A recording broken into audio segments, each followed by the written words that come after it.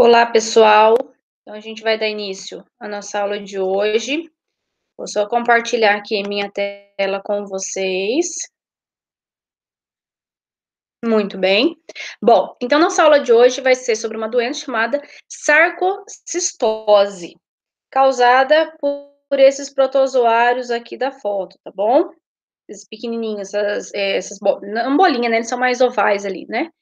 Bom, sarcocistose ou sarcosporidiose é o nome da doença causada por um protozoário do gênero Sarcocistes. Dentro do gênero Sarcocistes, a gente tem mais de 130 espécies, só que apenas algumas parasitam o homem. O homem, nessa doença, vai ser o hospedeiro definitivo. Esse HD, entre parênteses, é de hospedeiro definitivo. Duas espécies importantes. Nós temos o Sarcocistes hominis, né? Primeiro, o nome do primeiro agente etiológico que a gente vai citar aqui, Sarcocistes hominis. E o Sarcocistes hominis está relacionado com a transmissão através da carne de boi. E quando chegar no ciclo, vocês vão entender melhor o que esse boi está fazendo aqui com o Sarcocistes hominis. E a gente tem também um outro agente etiológico, Sarcocistes sui hominis, que é transmitido através da carne de porco. Então, os dois principais agentes etiológicos dentro dessa doença é o Sarcocistes hominis e o Sarcocistes sui hominis. O gênero Sarcocistes, ele está dentro do filo apicomplexa, então vai ter todas aquelas características que a gente já definiu em aulas anteriores, e ele vai ser um protozoário que vai parasitar o interior das células. Bom, sendo assim, a prevalência no homem, ela não é bem conhecida, ou muitas vezes a gente fala que não é tão relatada quanto deveria, tá? Por quê? Muitas vezes os métodos empregados no laboratório, nos laboratórios para detectar essa parasitose, acabam tendo dificuldades. Por exemplo, você utiliza um método que não pega essa parasitose. Os métodos de rotina muitas vezes não pegam. Quando a gente for falar de prática, de aula prática, a gente vai trabalhar bastante com as metodologias. E também a falta de conhecimento dos profissionais de laboratório em relação a essa doença. Então, se você não conhece, você não vai laudar, né? Então, esses são problemas que a gente acaba enfrentando em relação à sarcocistose.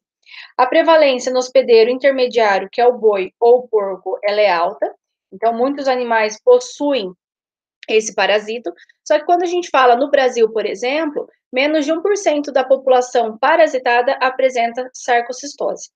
Volto a falar, essa quantidade baixa, menos de 1%, geralmente ela está relacionada à falta de diagnóstico, ou por metodologia ineficaz, ou muitas vezes por falta de reconhecimento das estruturas.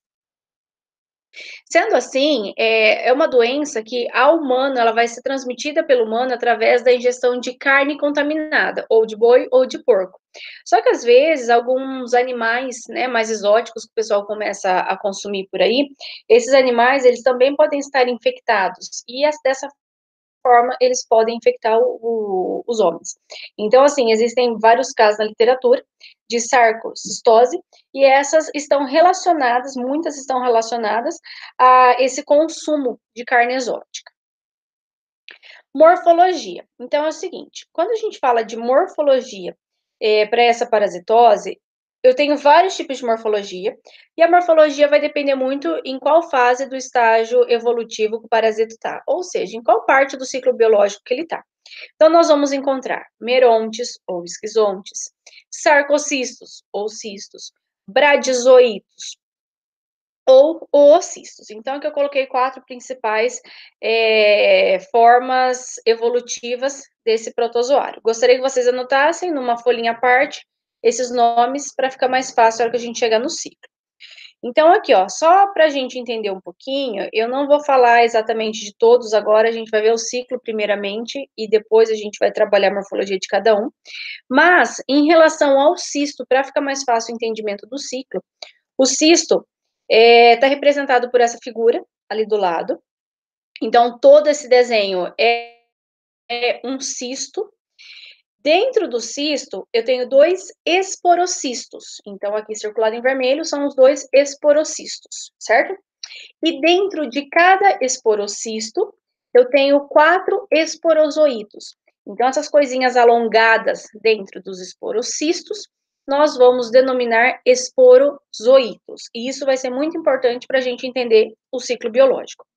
O ciclo biológico vai ser um ciclo heteroxênico, vai ser o primeiro ciclo biológico heteroxênico que a gente vai estudar, né? Ou seja, eu vou precisar de dois hospedeiros, o hospedeiro definitivo e o hospedeiro intermediário.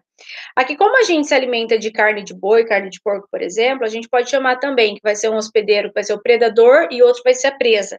Mas eu prefiro ficar com o nome de definitivo e intermediário. Bom, a fase assexuada